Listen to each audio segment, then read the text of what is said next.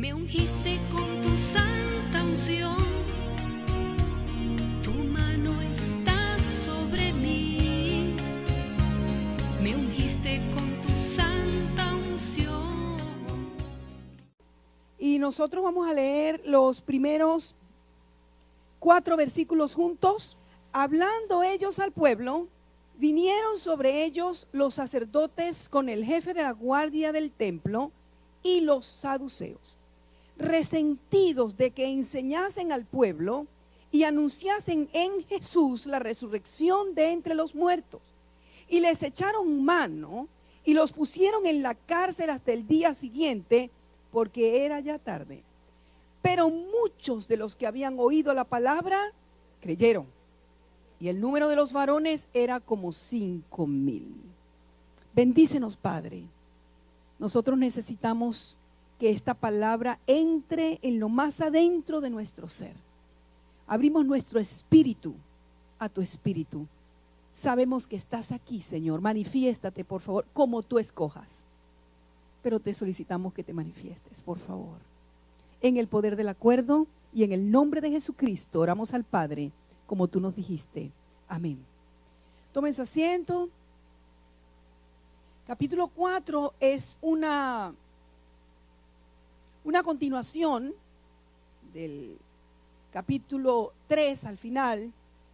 La predicación que estuvo tan bella, el segundo sermón de Pedro, y la curación de este hombre que era cojo de nacimiento. Y nosotros vemos cómo el apóstol Pablo fue bien severo con su palabra, pero lleno de misericordia también. Y el mensaje del evangelio nunca ha sido como que a todo el mundo le guste y no lo podemos negociar. El mensaje del evangelio es duro. Yo estoy consciente de la tarea que nos corresponde a los predicadores y no negocio lo que la palabra del Señor dice desde Génesis 1 hasta Apocalipsis 22, nos corresponde, y nos guste o no nos guste, lo entendamos o no lo entendamos, igualito lo voy a exponer con la ayuda del Espíritu Santo. No busco el aplauso de los hombres, es decir, de los seres humanos. Busco hacer la voluntad de mi Dios. Eso fue lo que enseñaron los apóstoles, lo que ellos vivieron. Y justamente cuando él dijo de una manera tan dura que hubo este profeta que Dios nos daría, llamado por supuesto Jesús, eso lo dijo Moisés en Deuteronomio, y el que no oyera a ese profeta sería desarraigado del pueblo. Es la clase de mensaje que el apóstol predicó. Y también hay promesa, le dijo a Abraham: en tu simiente serán benditas todas las familias de la tierra. Y cuando ellos estaban hablando ese mensaje, vinieron sobre ellos. Fíjense quiénes vinieron aquí. ¿Quiénes son?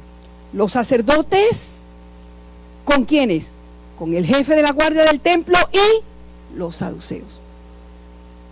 Noten que no fue un sacerdote, no fue el sumo sacerdote. No había 2 ni 3 sacerdotes. Desde cuando se plantó el tabernáculo hubo muchos sacerdotes. Eran los levitas. Y ellos iban por las casas enseñando la palabra de Dios. Y estaban en el tabernáculo haciendo los sacrificios por turnos. Solamente el sumo sacerdote entraba en el lugar santísimo una vez al año. Estos son los sacerdotes. ¿Cuántos? No sabemos, pero vino con el jefe de la guardia del templo. Había sacerdotes que estaban de turno cuidando, y había un jefe de ellos por turno. Hay supervisores en todas las coordinaciones, en todas las estructuras tiene que haber un orden. Y aquí la tenían, había un director, un coordinador, y estaban, este hombre estaba de guardia del templo, era uno de los guardias, y ellos llegaron junto con los saduceos. Pero pregúntenme quiénes eran los saduceos. La mayoría de los sacerdotes, la mayoría. Y estos había 2 clases, los fariseos y los saduceos, que eran a cargo en sí de la religión, pero esta gente, los saduceos, negaban todo lo que tiene que ver con lo espiritual, con ángeles, con espíritus, y no les gustaba para nada que le nombrasen la resurrección. Ellos no podían entender el poder de Dios para resucitar los muertos. Así que a ellos le dijeran algo de la resurrección, eso era terrible. Y ellos fueron los que llegaron sobre los apóstoles, Juan y Pedro. Y los saduceos, versículo 2, llegaron resentidos de que enseñasen al pueblo y anunciasen en Jesús la resurrección de entre los muertos. Eso no lo podían tolerar. Pero ¿cómo no decir de la resurrección si es que vieron a Jesús vivo? ¿Cómo se podían callar nuestros hermanos? No podían callarse. Y les echaron mano y los pusieron en la cárcel hasta el día siguiente para hacerles un juicio, porque ya era tarde.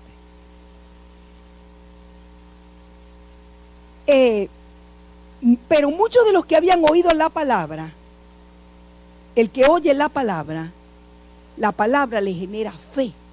La fe viene por el oír.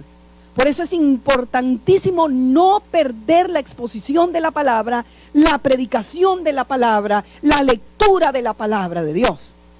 Por eso es que el hombre de la casa, el sacerdote del hogar, tiene que exponer a su familia a la palabra. Por eso es que nosotros tenemos que ir a predicar el evangelio y a anunciar el evangelio y a ser discípulos, por supuesto, de la palabra del Señor. Muchos de los que habían oído la palabra creyeron. Y todo el que en él cree es salvo. Digan gloria a Dios. Y el número de los varones era como 5,000. No estamos claros si fue que se le agregaron a los 3,000 que ya se convirtieron el día de Pentecostés, unos 2,000 más, y ahora el total sería 5,000. O que en esta oportunidad se convirtieron otra vez 5,000. No sabemos. Y si están tomando la palabra varones por toda como decir, el hombre genéricamente, no sabemos. Lo que sí sabemos claramente es que la iglesia estaba en crecimiento. Digan gloria a Dios. Había gente que estaba siendo convertida y la data fue importante. Los números son importantes. Los récords son importantes. Y tomaron números. El versículo 5 dice: aconteció al día siguiente, ellos pasaron la noche en la cárcel. El día siguiente se reunieron en Jerusalén, ¿quiénes?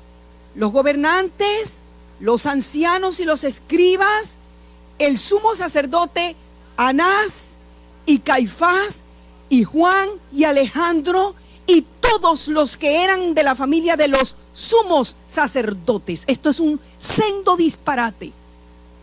Que hubiese 2 sumos sacerdotes. ¿Cómo es posible?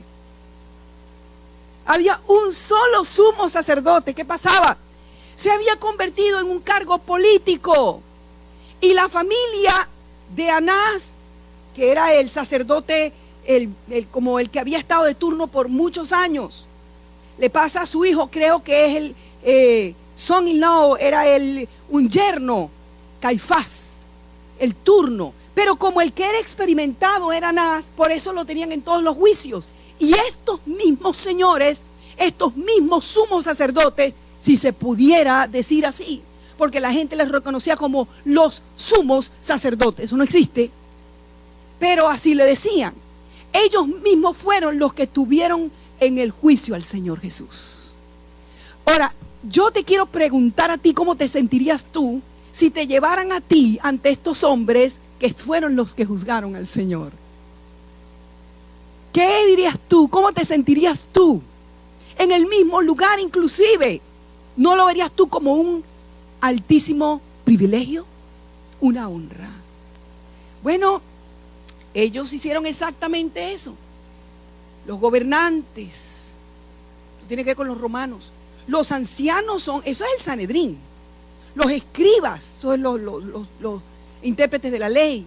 Los sumos sacerdotes, Juan y Alejandro, eran de la familia de los sumos sacerdotes porque ellos negociaban, vendían los cargos. ¿Ve?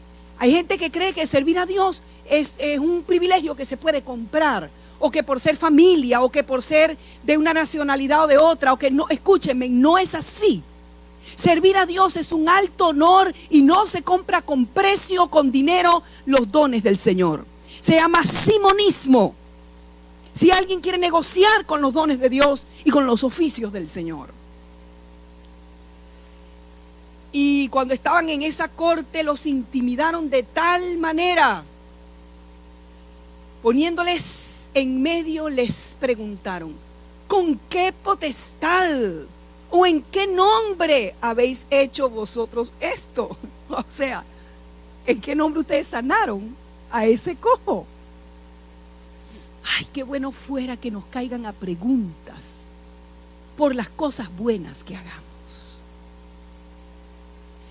Qué desprestigio sería que nos caigan a preguntas y nos cuestionen por cosas que hemos hecho mal. Poniéndolos en medio les preguntaron. Entonces Pedro, me gusta mucho lo que sigue allí, estoy en el versículo 8. Entonces Pedro, lleno del Espíritu Santo,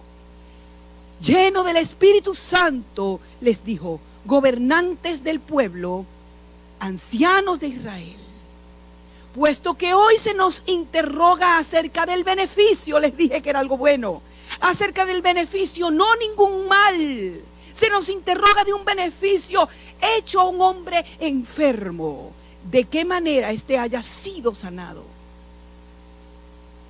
Me encanta la expresión lleno del Espíritu Santo. Muchas personas confunden la emoción que esto trae, porque ser lleno del Espíritu Santo es emocionante. Y yo me he caído en la presencia del Señor. Y yo he llorado y he saltado en la presencia del Señor. Y lo haré cuando Él quiera. Y no cuestiono que Él lo manifieste como Él quiera. Pero no puede llegar hasta el brinquito y el salto y el hablar en lenguas. La llenura del Espíritu Santo es muy significativa en la vida del creyente. Si no estás lleno del Espíritu Santo, vas a sucumbir a los deseos de tu carne, a las tentaciones de Satanás.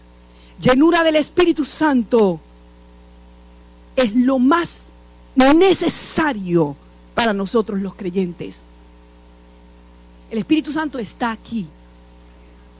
Nosotros cantamos románticamente como acabamos de hacerlo: ven Espíritu, ven. Pero ya tú sabes que Él está. Ya tú sabes que Él vino para quedarse hasta que nos suba para estar para siempre con el Señor. Él está con nosotros para siempre. El Señor Jesucristo no nos dejó huérfanos. Estamos con el Señor Jesucristo a través de su Espíritu Santo. Yo llamo la llenura del Espíritu Santo, como les expuse, creo que fue en la carta de Timoteo, Jesucristización, lo llamé. Jesucristización. El carácter de Jesucristo en nuestra vida. El ser piadoso, el ser bueno, el ser noble, el tener dominio propio, el someterse a Dios, solo se puede conseguir por la llenura del Espíritu Santo. Otra vez, no se trata de manifestaciones de dones espirituales. Gloria a Dios por los dones. Es más, gloria a Dios por los talentos que tenemos.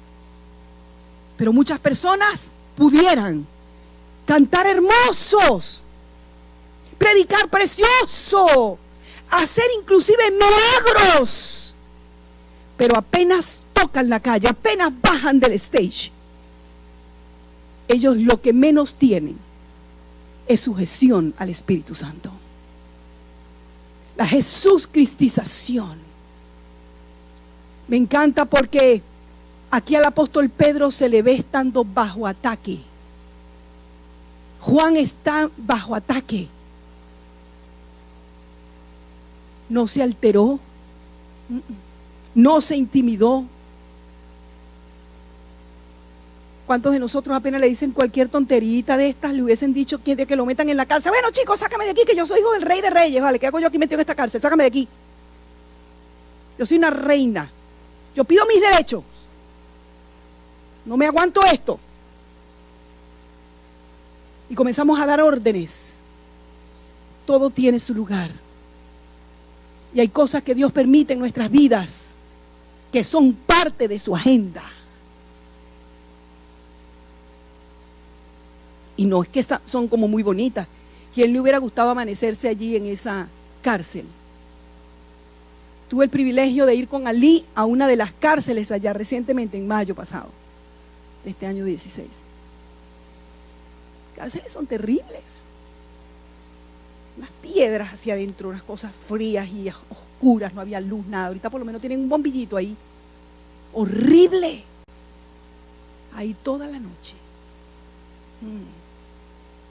Pero me encanta que él dijo, se nos interroga acerca del beneficio hecho a un hombre enfermo. Oye, pero es que hay gente tan atrevida porque, oye, vale, si tú sabes que los cristianos están haciendo bien y no mal, ¿qué te pasa? Que se llene la tierra de cristianos. Pero nosotros sabemos que el enemigo no ama las cosas de Dios. Y el hecho de que tengan una túnica bonita y un letrero aquí que diga santidad a Jehová y un estilo así muy religioso y que se sepan toda la ley de memoria, no garantiza nada. Persiguen los cristianos.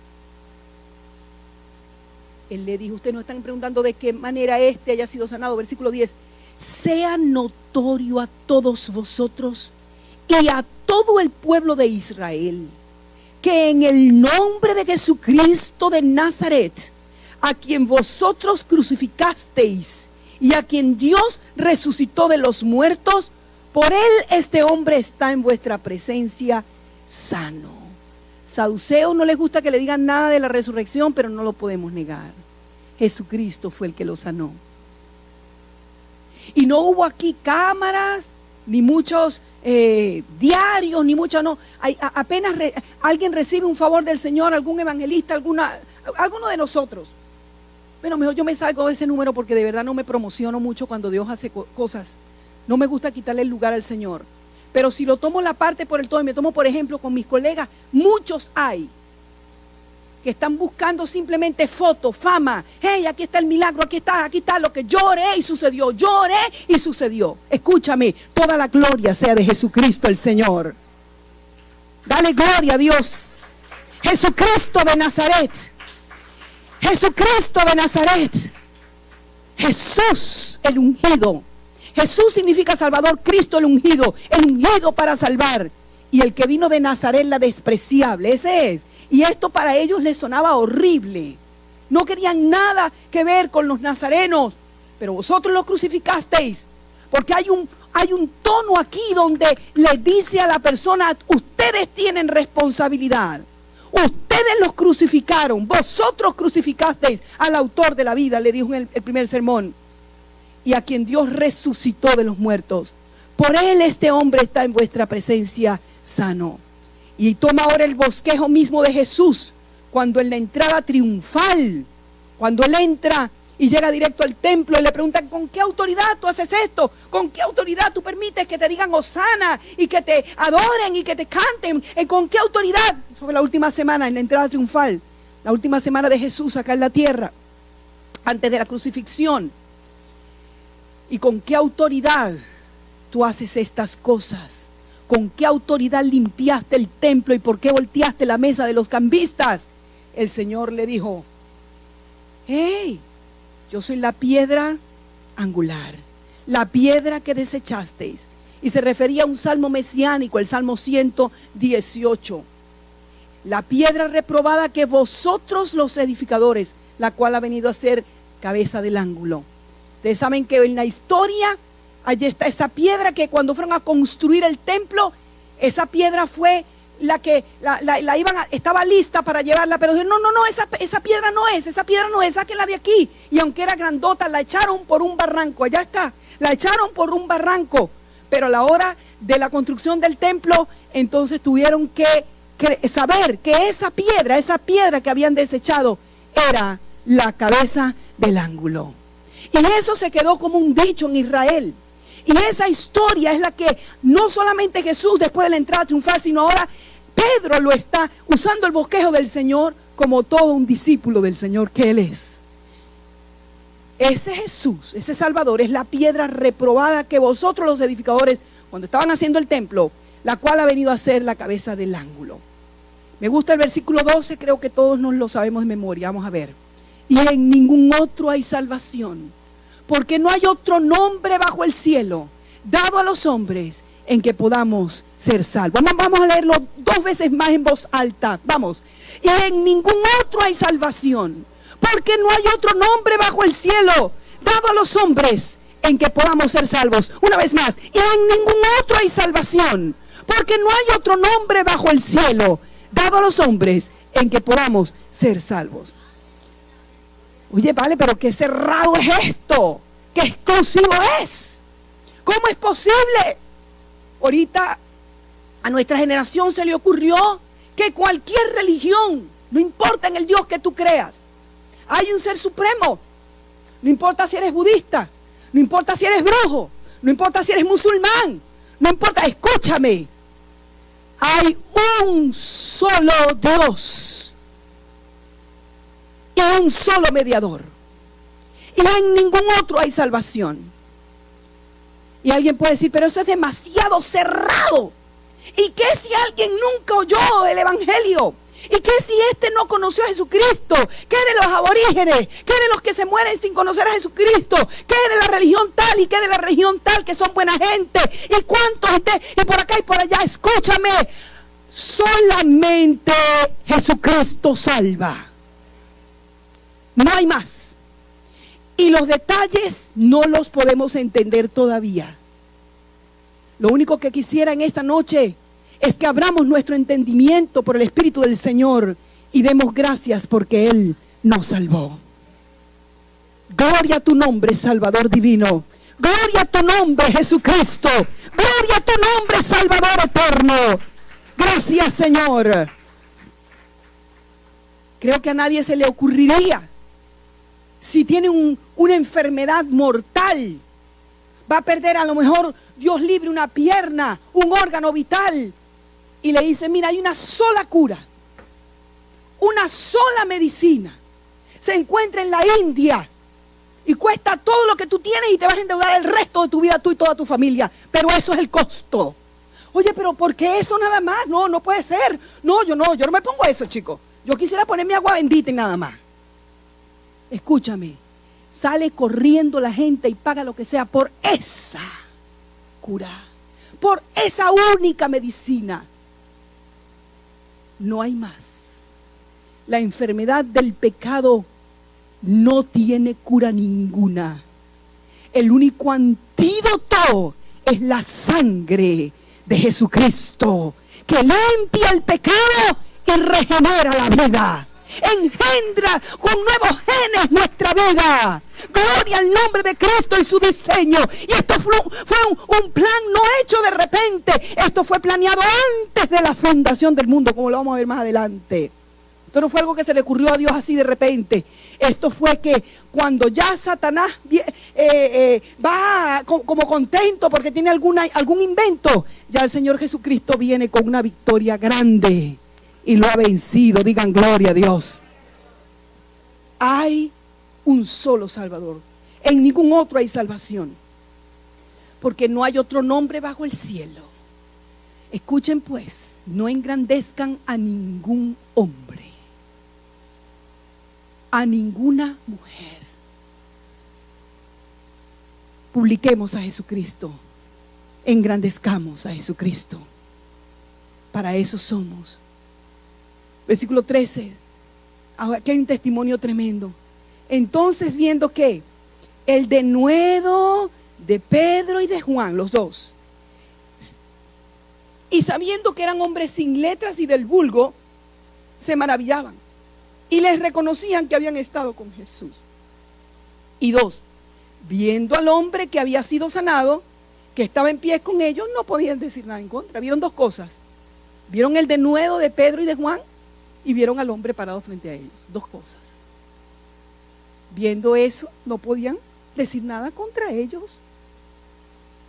Pero ellos decían, para estos sumos sacerdotes y aquellos grandes sacerdotes y aquellos personajes, gente del vulgo, gente común. La gente no tiene educación, claro. No tenían todas las escuelas que ellos tenían. No tenían la universidad. Pero se habían sentado a los pies del maestro de Galilea. ¿A quién se le ocurre decir que no tenían educación? Pedro y Juan. ¿A quién se le ocurre decir que no tenían educación? Tal vez no serían educados en cosas científicas u otras asignaciones. Pero claro que tenían educación. El rabino más glorioso fue su maestro, 3 años y medio. Gente educada. Yo no estoy diciendo que no estudies. Por favor, y por todos los medios busca, ve, gradúate en la universidad, estudia, por favor.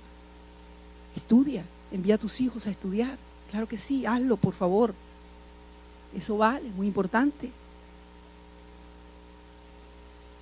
Sí, señor, juntos. ¿Sabes que un associate degree aquí, un asociado aquí en Estados Unidos son 2 años? Ellos hicieron una licenciatura, un bachelor, una licenciatura. ¿Sabe que a esta altura de mi vida, con todo lo que mis ojos han visto en esta jornada, y le someto esto con muchísima humildad delante del Señor, estoy con humildad, se lo digo, me he encontrado que toda persona que ostenta predicar el evangelio desde el púlpito, y que este sea su oficio porque el Señor le llamó, como lo hizo conmigo, yo no sé si la palabra sería le exigiría, tal vez si lo fuera yo a ungir, que se haya expuesto a cada capítulo de la Biblia. Yo se lo exigiría, creo. Génesis 1:1. Desde en el principio creó Dios los cielos y la tierra, hasta el espíritu y la esposa dice, ven. Sí, ven, Señor Jesús. Aleluya. Aleluya.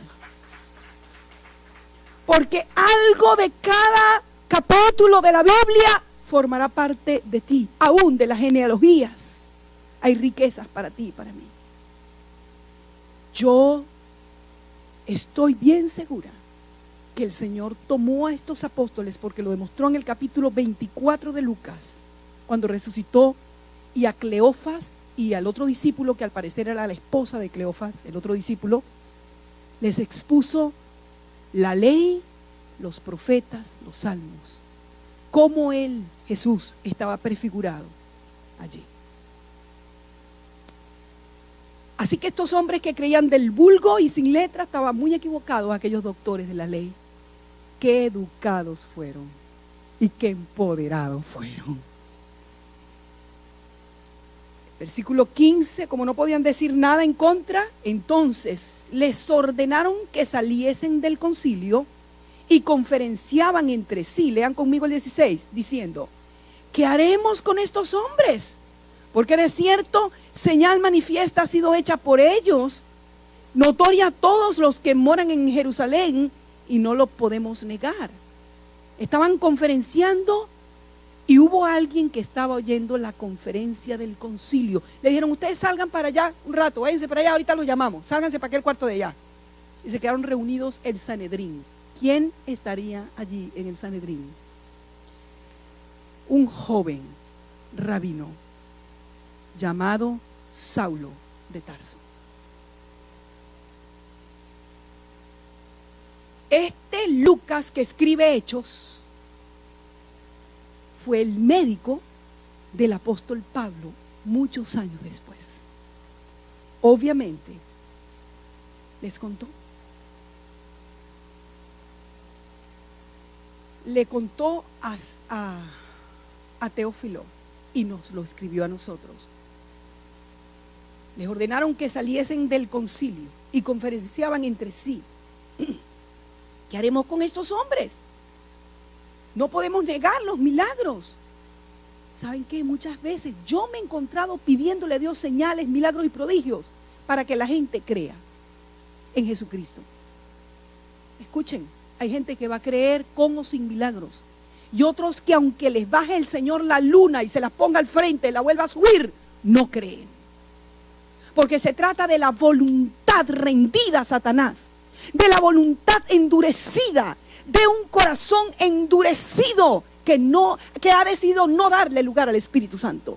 Ellos querían que la gente, que no les hablen de la resurrección, pero si tienen a Jesús resucitado allí, si ellos lo vieron, no queremos que hable de eso. Oye, este hombre, este cojo ahí, no, tenemos que hacer algo, no podemos permitir que este hombre ande por ahí saltando y diciendo que Jesucristo está vivo y lo sanó. Sin embargo, para que no se divulgue más entre el pueblo, amenacémosles, para que no hablen de aquí en adelante a hombre alguno en este nombre. Más amenazas. Si los vemos, los vamos a colgar, los vamos a matar. ¿Qué le estaban amenazando? ¿Qué era lo que? Pero lo que le dijeran para ellos era un prestigio, era un gran honor. A ellos no les movió el piso eso. ¿Cuántos de nosotros, porque nos da miedo que piensen que somos cristianos, no abrimos la boca en el trabajo? Ay, ¿qué irán a decir? Ay, yo voy a esconder la Biblia porque ay, ¿qué van a decir si me ven la Biblia? Escúchame, estos los estaban amenazando de muerte, quién sabe de qué. Y llamándolos adentro otra vez de la conferencia, versículo 18, les intimaron que en ninguna manera hablasen ni enseñasen en el nombre de Jesús. ¿Cómo se le ocurre? ¿Cómo puede ser? Me encanta. Versículo 19, mas Pedro y Juan respondieron, eso es en pleno concilio. Ahí está la guardia, ahí están los sumos sacerdotes, ahí están los sacerdotes, ahí están los gobernantes, ahí está todo el Sanedrín. Pedro y Juan respondieron diciéndoles, juzgad si es justo delante de Dios obedecer a vosotros antes que a Dios. Porque no podemos dejar de decir lo que hemos visto y oído. Vamos a leer ese versículo en voz alta.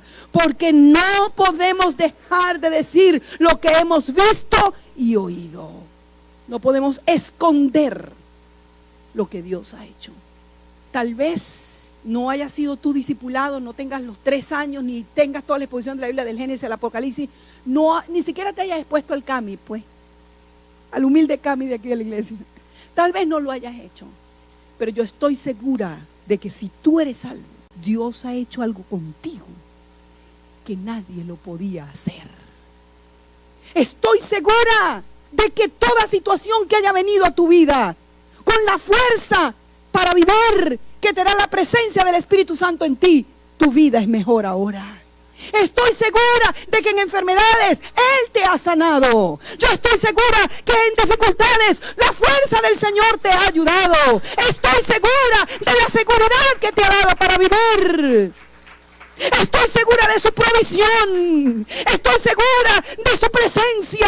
Estoy segura de que en tu casa se manifiesta. Déselo a otros. Si Él te sanó, cuéntaselo a otros. No te avergüences de Jesucristo. Dile a otros lo que Dios ha hecho contigo. Tal vez no seas un teólogo, pero nadie te puede quitar de la boca la experiencia que solo con Jesucristo tú pudiste vivir. Aleluya, no hay medicina, no hay maestro, no hay droga, no hay nada que se pueda comprar con dinero. Nada igual a Jesucristo. Es necesario que lo digamos, no podemos dejar de decir. Versículo 21, ellos entonces les amenazaron y les soltaron, no hallando ningún modo de castigarle. ¿Cómo lo iban a castigar? Porque es que como era una gente que vivía por el qué dirán. Ay, qué dirán si los castigamos. Ay, qué dirán si los soltamos. Ay, qué dirán si no los soltamos. Por causa del pueblo. Hay gente que vive por el qué dirán. A ellos les importa un bledo Dios. A ellos les importa un comino la presencia de Dios. Lo que a ellos les importa es lo que dice la gente. No hallando ningún modo de castigarles por causa de la gente. Porque todos, me encanta esto, porque todos glorificaban a Dios por lo que se había hecho. Qué bonito es causarle a Dios que la gente lo glorifique. Qué horroroso es causarle a Dios que la gente hable mal de Él. y de su pueblo, ya que el hombre en quien se había hecho este milagro de sanidad tenía más de 40 años, 41, 45, 49, más de 40 años. Y ahí estaba todos los días en la puerta que se llama La Hermosa. ¿Por qué estaba allí? Porque era tan bonita la puerta, daba acceso al templo y era el lugar propicio para todo el mundo. Pasaba por ahí. ¿Cuántas veces pasó Jesús por allí? Desde sus 12 años que comenzó a ir a Jerusalén en todas las fiestas. Muchas. Nunca lo sanó, porque este era el momento. Y Él no llega tarde nunca. Digan gloria a Dios. Y puestos en libertad, vinieron a los suyos y contaron todo lo que los principales sacerdotes y los ancianos les habían dicho. Lo soltaron de la cárcel, hermano. Ahí se quedó Saulo respirando amenazas, según Hechos 9, contra la iglesia, contra los cristianos. ¡Qué rabia! Vinieron a los suyos, esto es a la iglesia. Los suyos, los tuyos somos nosotros. Los míos son ustedes, la familia. Ellos vinieron a los suyos y contaron todo lo que los sacerdotes, los principales, los ancianos les habían dicho. Y ellos, la iglesia, habiéndolo oído, alzaron unánimes la voz a Dios y dijeron, lean conmigo, esa es la oración: soberano Señor, tú eres el Dios que hiciste el cielo y la tierra, el mar y todo lo que en ellos hay, que por boca de David tu siervo dijiste, ¿por qué se amotinan las gentes y los pueblos piensan cosas vanas? Se reunieron los reyes de la tierra y los principales se juntaron en uno contra el Señor y contra su Cristo. Porque verdaderamente se unieron en esta ciudad contra tu santo Hijo Jesús, a quien ungiste, Herodes y Poncio Pilato, con los gentiles y el pueblo de Israel, para hacer cuanto tu mano y tu consejo habían antes determinado que sucediera. Y ahora, Señor, mira sus amenazas y concede a tus siervos que con todo denuedo hablen tu palabra, mientras extiendes tu mano para que se hagan sanidades y señales y prodigios mediante el nombre de tu santo Hijo Jesús. Esa es una oración modelo. Y de esto no se los voy a exponer hoy. Esta oración se las voy a exponer el domingo. No se pierdan el próximo capítulo. Dios mediante, el domingo les voy a hablar de esa oración. Solo les quiero decir dos cosas de esta oración. En primer lugar, ellos no pidieron que sus circunstancias cambiaran. ¿Cuántas veces nos hemos encontrado? Eso me incluye. Señor, quita esto de mí, por favor, que ya no aguanto esto. Señor, quítame esto. Cambia a esta persona. Cambia mi circunstancia. Esta no fue la oración. La oración fue ¿cuál? Danos de nuevo. Aleluya. Dame poder. Si por tu mano yo voy a vivir esto, de tu mano recibo el poder y la sabiduría para vivirlo, de manera que a ti te dé gloria. Todo lo que tú quieras. Ellos no pidieron que quitaran los gobernantes. Yo me siento muchas veces pidiéndole a Dios, quítalo de ahí, Señor. Aleluya, Padre. Tú dijiste lo que pidiéramos, vamos todos juntos a dar que Dios lo quite de ahí. Ajá, ¿y quién eres tú más o menos, pa? Escúchame. Señor, dame de nuevo, Padre, que yo quiero hacer tu voluntad, Señor.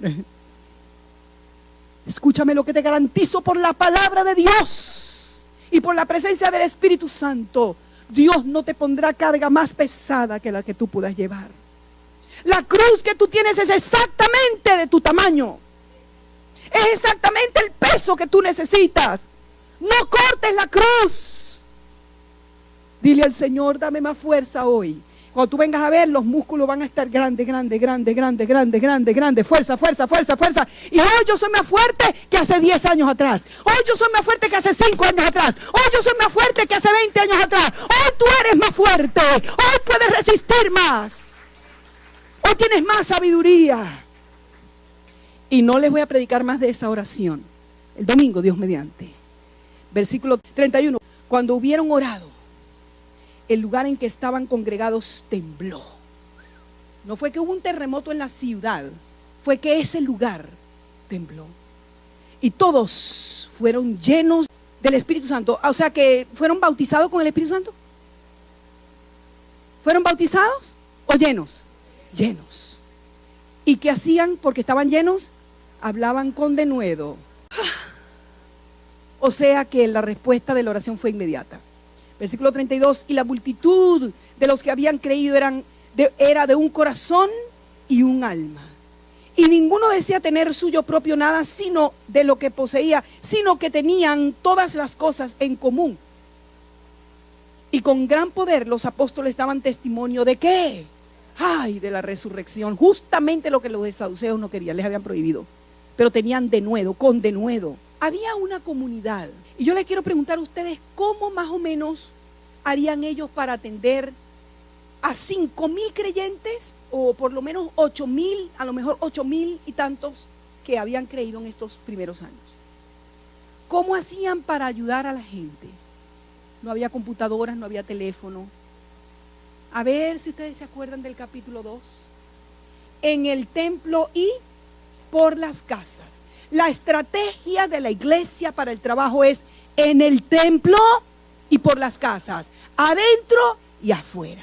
Cuando estamos organizados por las casas y hay como está la única manera de organizarse, gente que responda y que responda organizadamente. Alguien dice, bueno, mira, a Juan de los Palotes se le cayó el rancho. Entonces toda su comunidad vamos a ayudarlo. Entonces venía alguien, vendía una vaquita por allá y traía el dinero para que los apóstoles se lo metieran en el banco, ¿verdad que sí? Para ayudar. ¿Me está siguiendo? No era que todos vendieron todas las cosas, no, es que cuando había la necesidad o cuando el Espíritu Santo les impulsaba a hacerlo, ellos vendían propiedades. Y como estaban organizados, organismo vivo, organización, casas, distritos, alguien a cargo de este, alguien a cargo de este, alguien a cargo de... Oh, ahora sí podemos ayudarles. Ahora sabemos quién necesita y cómo llevarle. Ahí están canales abiertos.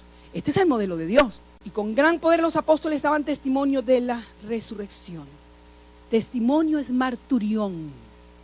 Somos testigos.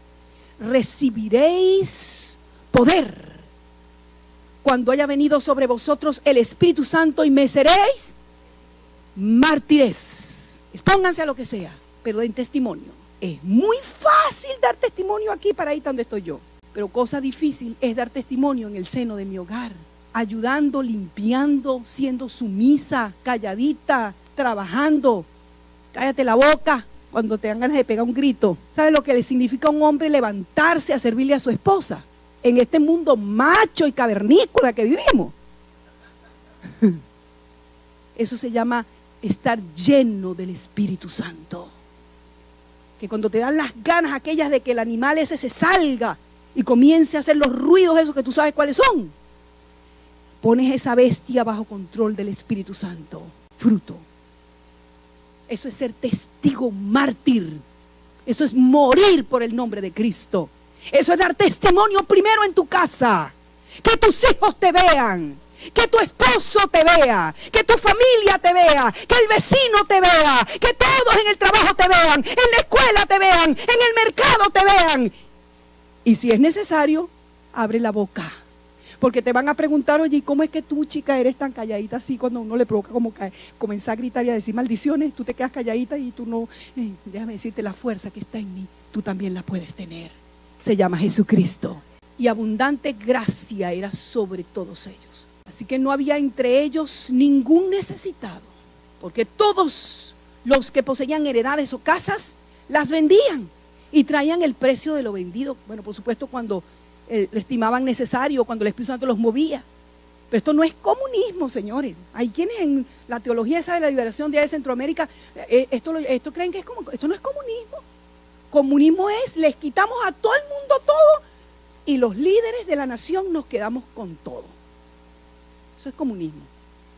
Todo el mundo pobre y nosotros en el gobierno ricos. Eso no es de Dios. Porque en el capítulo 5 vas a ver que plenamente el Espíritu Santo le dice a Ananías y Zafira, lo que tú tenían era de ustedes, y ustedes podían quedarse con eso. O sea que el Señor cree en la propiedad privada, en el trabajo. Tampoco esto es para alimentar a flojos que no quieren trabajar, absolutamente no. La Biblia dice claramente en 1 Timoteo capítulo 5, creo que es el 6, le dice el apóstol Pablo claramente a la familia, quienes tengan mujeres que son viudas, que también, que no tienen, mire, escuchen bien, que los hijos las honren. Los hijos y los nietos aprendan a sostener a su madre, a su abuela. Bueno, ¿y por qué no al padre y al abuelo? También vamos a meterlo ahí, ¿sí? Como dijo Mirna aquí, un chequecito para la mamá. Sí, señores, ¿por qué no para el papá? Que ha trabajado tanto, ¿verdad? Yo lo que estoy diciendo es que esto no es, la iglesia no tiene que sostener vagabundos. La Biblia dice en 1 Tesalonicenses que el que no trabaje, que tampoco coma. Hay que trabajar, señores. Gánese el sustento, su pan, en el nombre de Jesús. Esto es para los necesitados que de verdad lo son. Y traían las ventas y los ponían a los pies de los apóstoles. Esto es, había un respeto a la autoridad delegada por Dios en los apóstoles. Y ellos estaban seguros de que los apóstoles no se agarraban nada. Y si se agarraron algo, hubo uno de ellos, terminó reventado por las vísceras afuera, colgado de un árbol. Ladrón. Y si hay alguno que se robe algo, ese le da cuenta a Dios. Eso no es problema de nosotros. Digan gloria a Dios. Porque todos los que poseían heredades o casas las vendían, traían el precio de lo vendido y lo ponían a los pies de los apóstoles y se repartía a cada uno según su necesidad. Versículo 36 y 37. Entonces José, a quien los apóstoles pusieron por sobrenombre Bernabé, que traducido es hijo de consolación, levita, natural de Chipre, como tenía una heredad, la vendió y trajo el precio y lo puso a los pies de los apóstoles. José era de la isla, era un chipriota, la isla. Pero él era levita, era un levita. ¿Ve? Y como era tan buena gente, Bernabé era un lindo. El tipo, él era un consuelo para todo el mundo. Es más, este fue el que les presentó a Pablo, a Saulo, cuando todo el mundo le tenía terror, el capítulo 9, de hecho. Todo el mundo le tenía terror a Saulo de Tarso. Y vino Bernabé y lo presentó al concilio. Yo te voy a introducir en la iglesia. Era un hijo de consolación. Y como a los apóstoles les cambiaron el nombre, ellos también cambiaron el nombre. A José le pusieron Bernabé. Cada quien necesita su Bernabé. Cada quien necesita un hijo de consolación. Un hijo que tenga las características mismas del Espíritu Santo, el Consolador. Alguien que cuando te has equivocado, que has metido la pata hasta aquí, como tú y yo sabemos hacer, muchas veces las patas las metemos las dos por aquí, más o menos. Alguien que comience a sacar la tierra y a decir, bueno, te va a doler estos palazos que te voy a dar, pero te voy a ayudar a sacar de ahí. Yo creo que tú puedes. Yo creo que el Señor está en ti. Yo creo que tú no te vas a seguir hundiendo. Déjame jalarte duro. Déjame buscar ayuda. Pero de que sales de ese entierro, tú sales de allí. Y lo consuela, aunque sea palo limpio. Les invito a estar en pie. Porque a veces la consolación no es simplemente pasarle la manito. No. La consolación a veces toma disciplina y decirle, no está bien lo que estás haciendo. Cambia la conducta. Sal de allí. Vamos a orar.